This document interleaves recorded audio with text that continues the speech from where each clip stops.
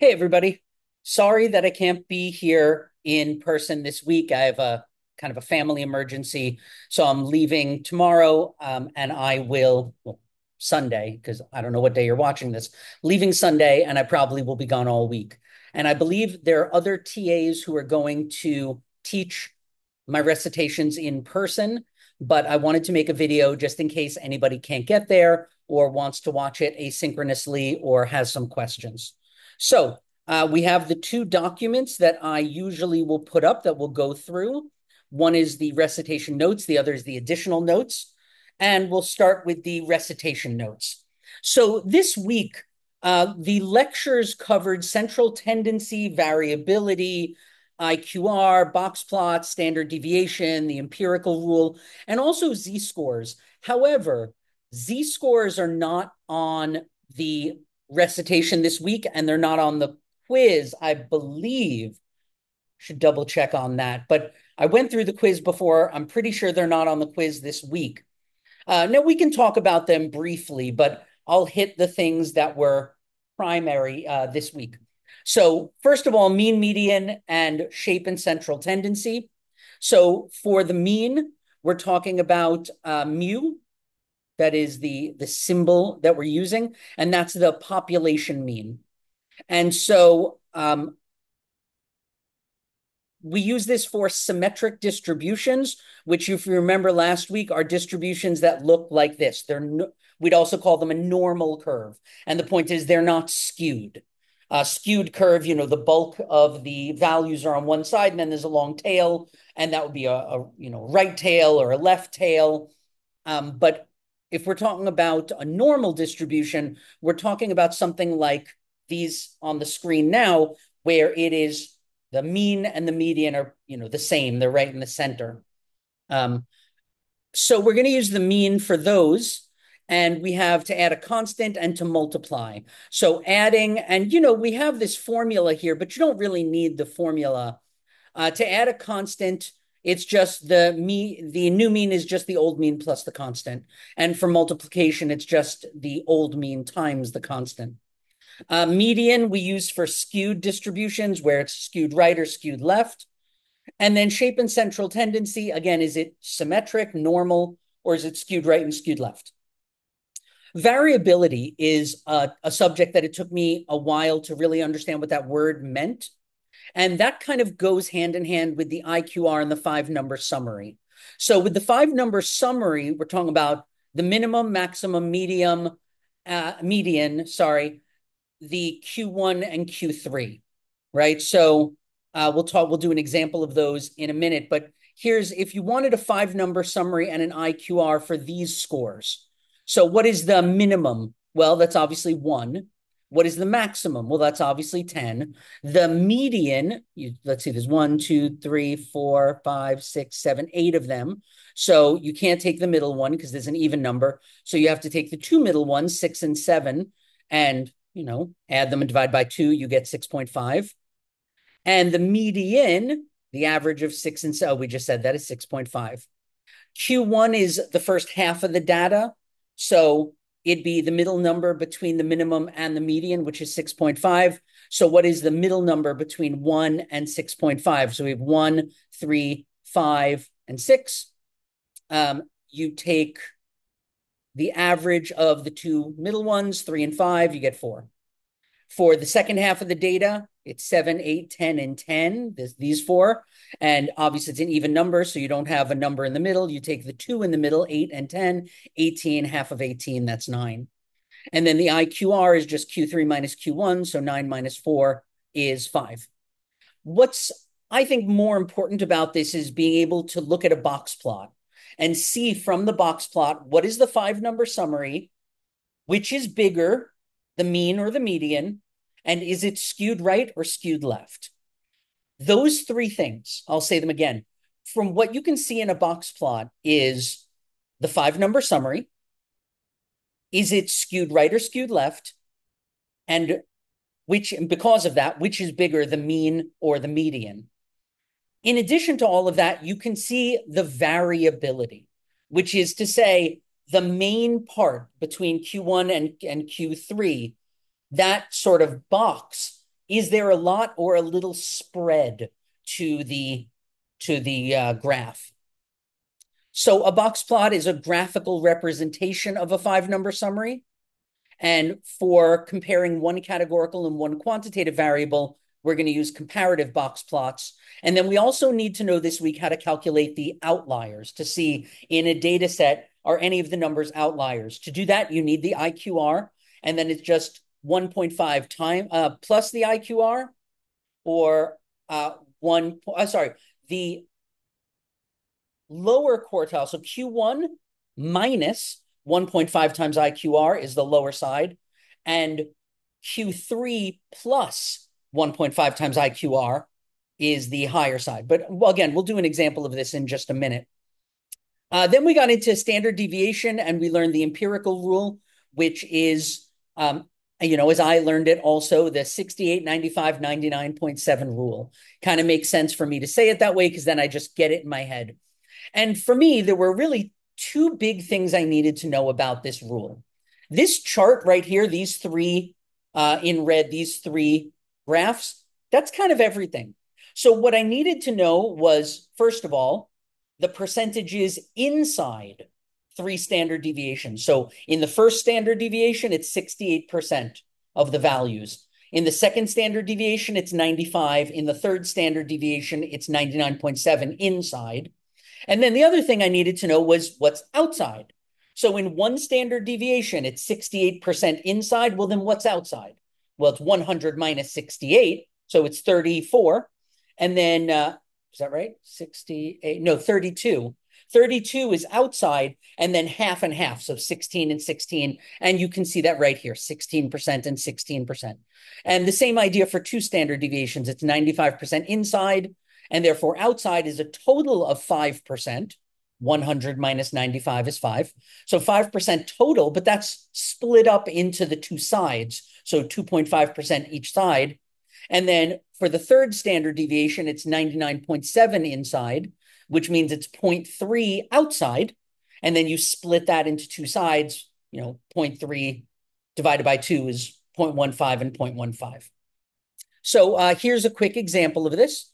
A study reported that the number of cups of coffee that a student drinks in a day is normally distributed. So that's a key word. Normally distributed means we're looking at this normal chart. We can use the mean. We can use the 68, 95, 99.7 rule.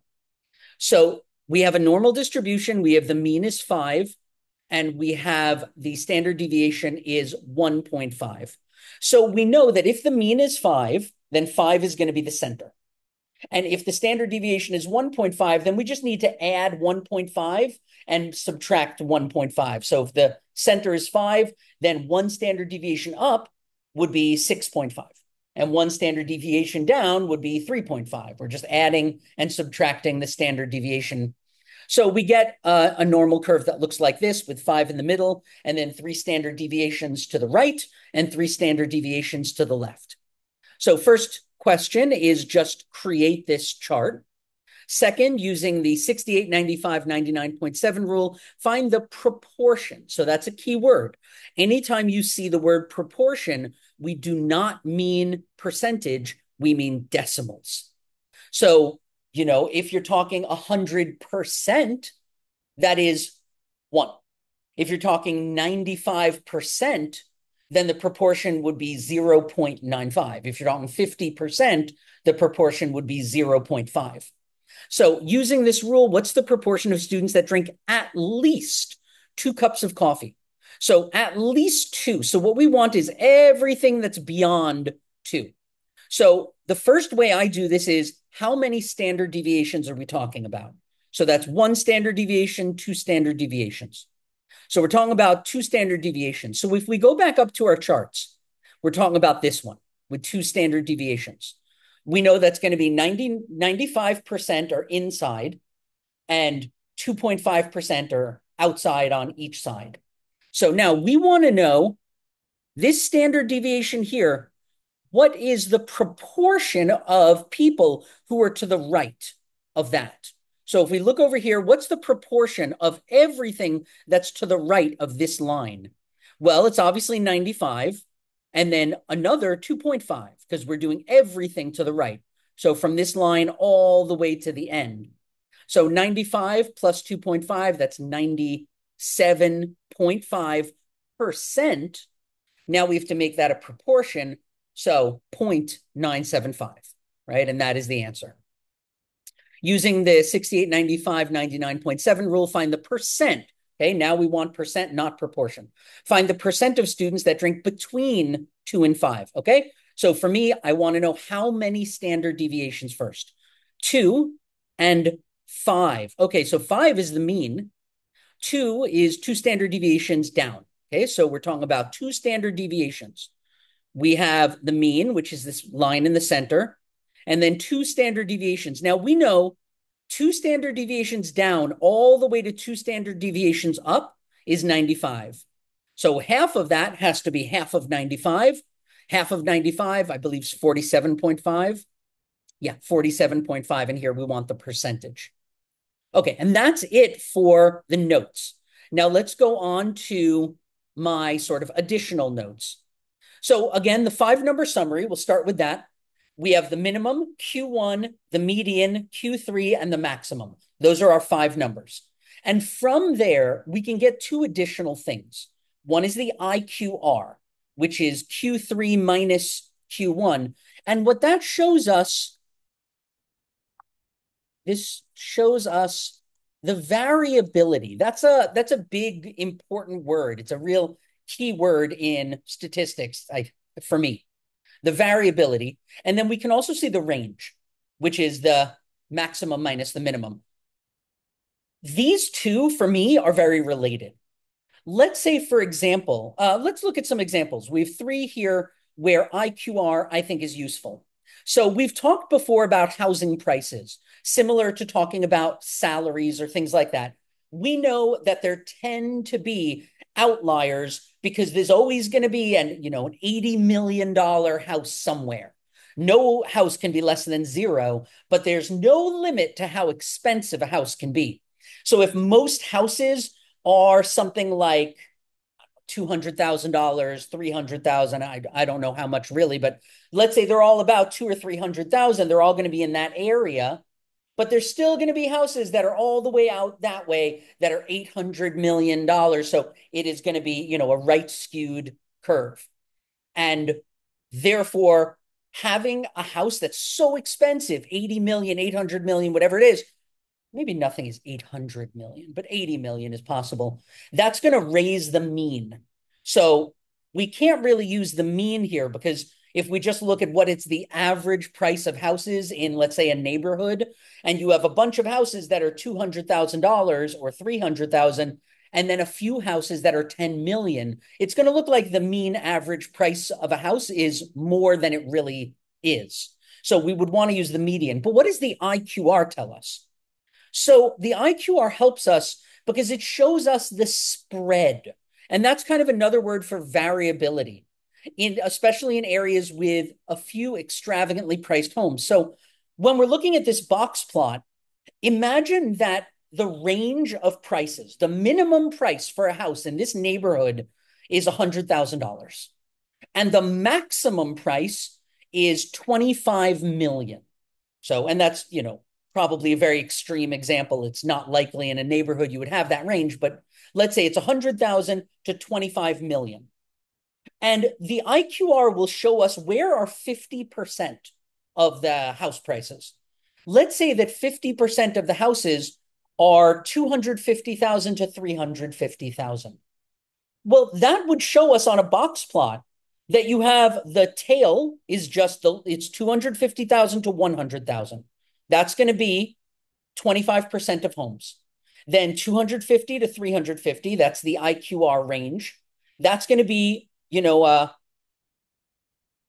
Q3 minus Q1. Yeah, that's right. So that's the IQR range. That's going to be where kind of 50% of the houses are. And then we're going to have this long, long, long tail to the right because we're going from, 350,000 all the way to 25 million. Employee salaries. In a company where there are only a few top executives, and as we know, CEOs also can earn 25 million, 80 million, $1 billion a year, where other people don't earn, the other workers don't earn anything like that. So if the average worker is earning 50, 60, $70,000 a year, they're over here, the tail is going to go all the way to the right. So looking at that, what we kind of want to see is where are 50% of the values? What's the whole range? And where are 50% of the values? Because understanding that they're outliers so far to the right, we know that the mean isn't really going to help us. And we talked about this example before too, that most people don't stay in the hospital for 3 years. But if somebody's in a coma or something and they might be in the hospital for multiple years, that's going to raise the average, if we're just looking at average, for how long patients stay in a particular hospital. And it's not going to give us a realistic average. So with IQR, we're usually looking at some kind of skew. Now, where, on the other hand, would we use the mean and the standard deviation? We would use that in situations where there are not going to be very, very distant outliers.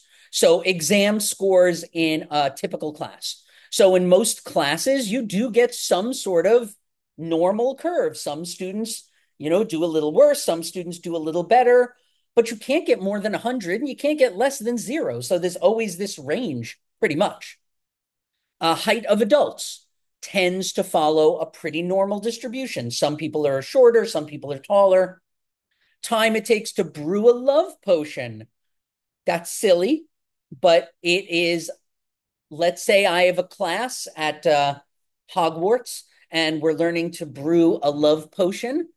Well, some people are going to take a little longer, some people take a little slower, but ultimately, you can't take less than 0. And I mean, theoretically, you could take forever, but maybe that's just too silly. Let's move on.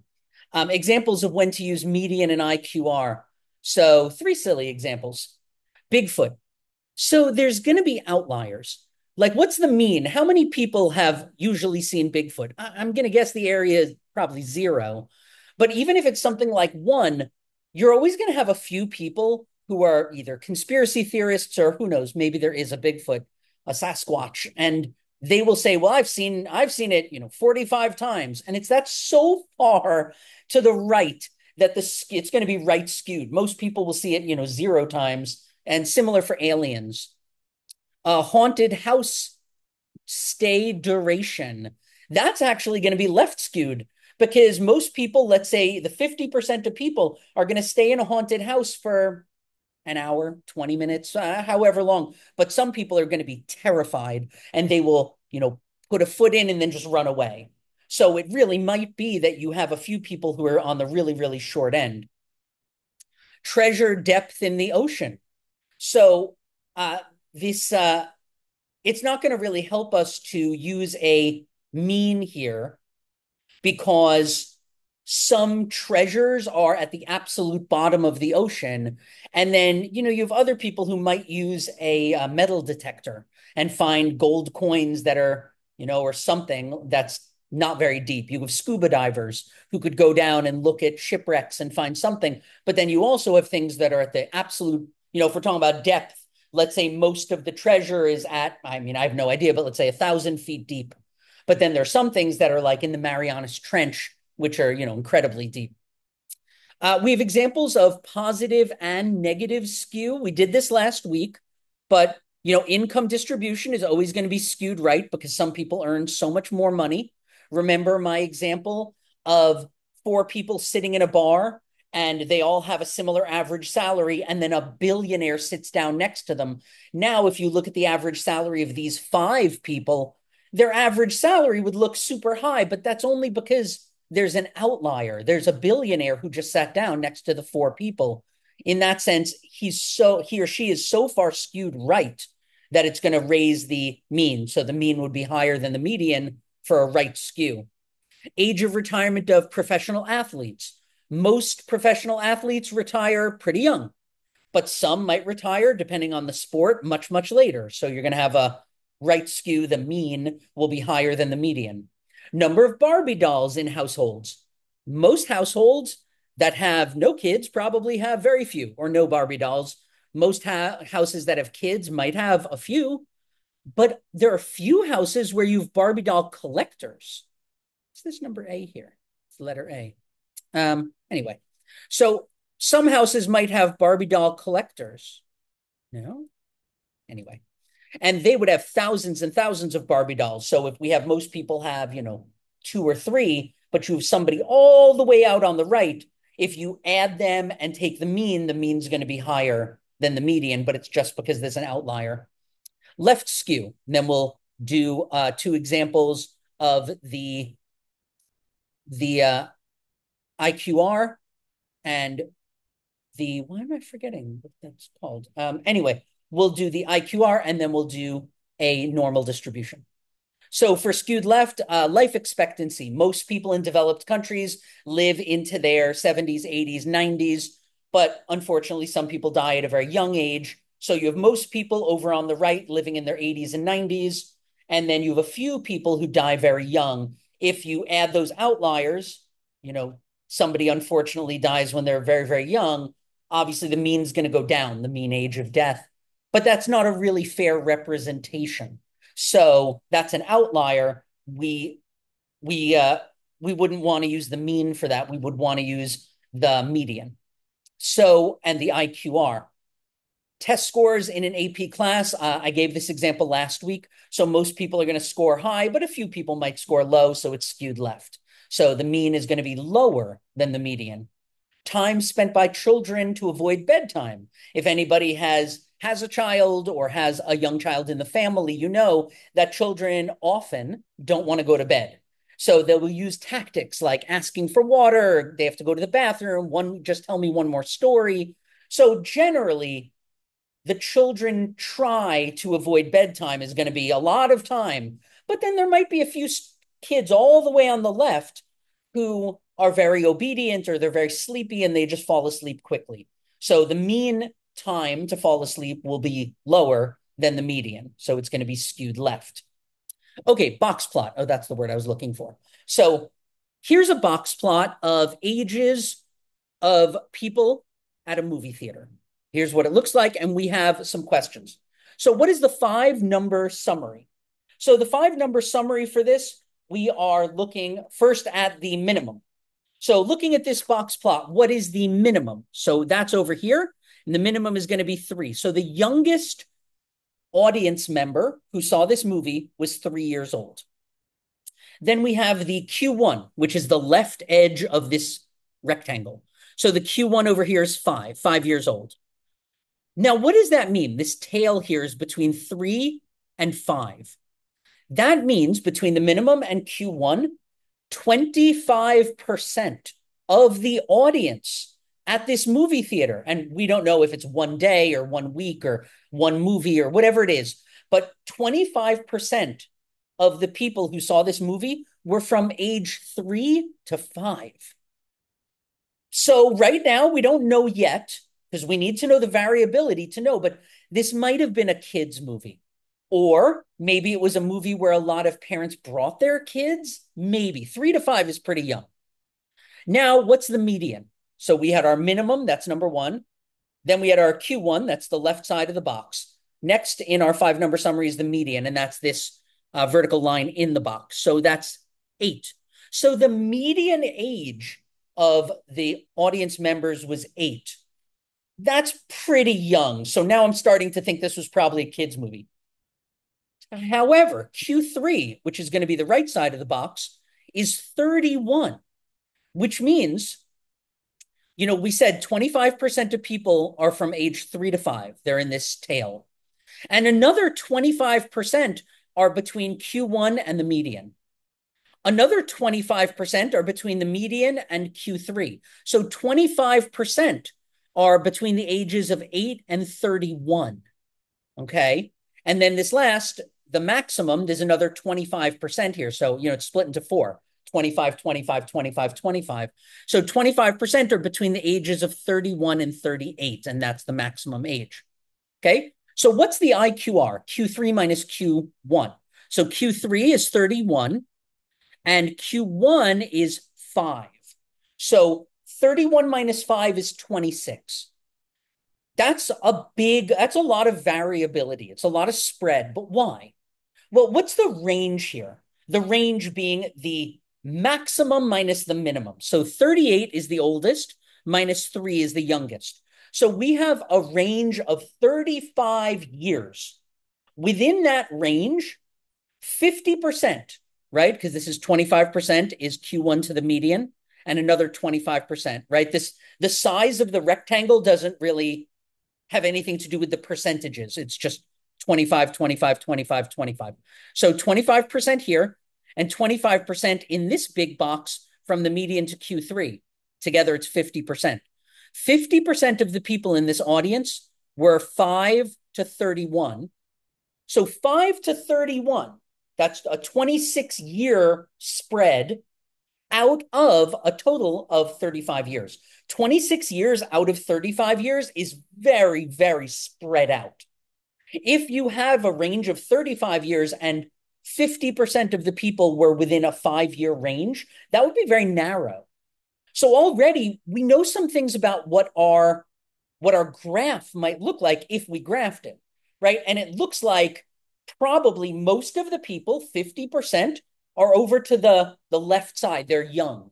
50% of people are between age 3 and age 8, right? 25%, 25%.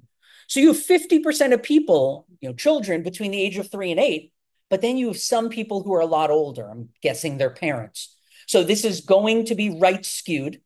And because we know it's going to be right skewed, we know that the mean age is going to be larger, right? If we took the mean age just of this 50% here between 3 and 8, the mean age might be like 5 years old. But if we add all of these people, especially the adults in, if you have a mean age of 5 and you add a couple of people who are 37 or 38, the mean age is going to go up, the average age, but that's not really a good sense of how it's spread out, because really it's mostly young people and a few older people. So it is right-tailed, right-skewed, or positive, which means that the mean is going to be bigger than the median. Last question here, are there any outliers? So we know that the outliers are going to be, right, we know it's going to be Q1 minus, and then we have 1.5 times the IQR, and we know that the IQR in this case was Q3 minus Q1, so 31 minus 5, so 26. So Q1 is 5, so we have 5 equals, this is 5 minus 1.5 times 26. Is that right? Yeah. What is 1.5 times 26? Let's see. I mean, I could do it in my head, I guess. Half of 26 is 13. So 26 plus 13. 26 plus 13 would be 39. Is that right? Wait, what's 1.5 times 26? 39. I'm a genius. So 39. So 5 minus 39. 5 minus 39 equals negative 34. Is anybody in this movie theater negative 34 years old? Obviously not. So you can't be younger than 0, or, well, you can't be 0 in a movie theater. You can't be younger than a day old. Maybe somebody brought a 1 day old to a movie theater. That seems unlikely, but obviously nobody's negative 34 years old. So there's no outlier on the low end. What about the high end? That would be Q3 plus. And we just did this 1.5 times IQR. We know that is 39. So Q3 plus 39. Q3 here is 31. So 31 plus 39, that is 69 plus 1 equals 70. Is anybody in this movie theater 70 years old? No. We know the maximum age was 38. So nope, there are no outliers. Okay, great. So next is standard deviations. So here's a normal standard deviation. So it's obviously the mean is, right in the middle. It's not skewed left. It's not skewed right. It's normal, which means we can use the 68, 95, 99.7 rule. And here we have on this chart the 3 standard deviations to the right and 3 standard deviations to the left. So let's look at these questions. This is the distribution of pizza delivery times. The mean is 30 minutes, usually takes an average of 30 minutes to deliver a pizza. Sometimes it takes longer, sometimes it's quicker. And the standard deviation is 5. So 30 plus 5 minutes is 1 standard deviation, plus another 5 minutes is 2 standard deviations. And, minus 5 minutes is 1 standard deviation, minus another 5 minutes, second standard deviation. What percentage of deliveries take less than 20 minutes? Okay, so we're talking about this area here, right? Here's 20 minutes. So we want everything that is to the left of this. And it says percentage. I always have to be careful. Is it percentage or proportion? So what percentage? Okay. So we're talking about here 20 minutes. This is our second standard deviation. So remember the empirical rule. The first standard deviation inside that is 68%. The second standard deviation from this to this, all of that inside area is going to be 95%. So outside that is 5%, 2.5 on each side. We want to know the deliveries that take less than 20 minutes. So everything that's less than this. Well, we know inside is 95, and to the right, outside is 2.5. So 97.5 is everything to the right. So obviously, this has just got to be 2.5%. Is that right? Yes, I'm right. 2.5% of deliveries take less than 2 standard deviations, less than 20 minutes. About 16% of deliveries take longer than how many minutes, okay? So when we see 16%, we're just talking about, we're always talking with this kind of curve, a normal curve, about standard deviations and those rules. So inside 1 standard deviation, we know is 68%. Outside then is 32%, right? So inside is 68%, inside 1 standard deviation. So outside is 16% on this side and 16% on this side. About 16% of deliveries take longer than how many? 35 minutes, right? Because this is everything outside 1 standard deviation on each side is 16%. So it says longer than 35 minutes. That's 1 standard deviation. The outside is going to be 16. Am I right? Yes. 16% of deliveries take longer than 35 minutes. What percentage of deliveries will take place from 25 to 35 minutes? 25 to 35. What percentage? Okay, percentage. And we already said that's 1 standard deviation. That's going to be 68%. Yes. If we wanted to convert these minutes to hours, what would be the new mean and the new standard deviation? So this goes back to right at the beginning of this, to multiply versus to add a constant or value to every value in the data set. So for multiplying or dividing is going to be similar. We want to convert minutes to hours. Okay, hours are bigger than minutes. So how do we convert a minute to an hour? How many hours is 1 minute? It's 1 over 60, right? 30 minutes is 30 over 60. It's a half an hour. And 60 over 60 minutes equals 1 hour. So we want to divide by 60. So what's the mean here? The mean is 30. What's 30 divided by 60? 30 over 60 equals 0.5. So if we're talking about hours, the delivery time is not 30 minutes. In hours, it's half an hour. What's the standard deviation? 5 divided by 60, right? So what is 5 divided by 60? 5 divided by 60 would be 0.083. But remember, it says, 0.083. No, I guess that's right. Is that right? Yes, that's right. Wait, 0.083 or 0.83? Which is it? Divide by 60. So 5 divided by 60. Maybe I wrote that wrong. 5 divided by 60.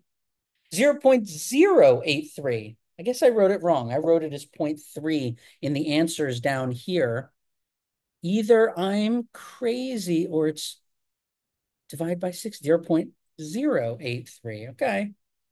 Tell me if I'm wrong. Maybe I did something wrong. If we want to convert minutes to seconds, well, then we're going to multiply by 60, right? Because 1 minute is 60 seconds. So the mean is 30 minutes, 30 times 60. 3 times 6, 18, add 2 zeros, 1800s. And then standard deviation 5 times 60, 5 times 6, 30, add a 0, 300. Okay, 1800 and 300.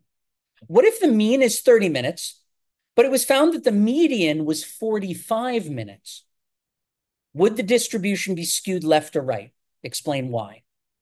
Well, first of all, in that case, the median would be bigger than the mean. So the mean would be smaller than the median.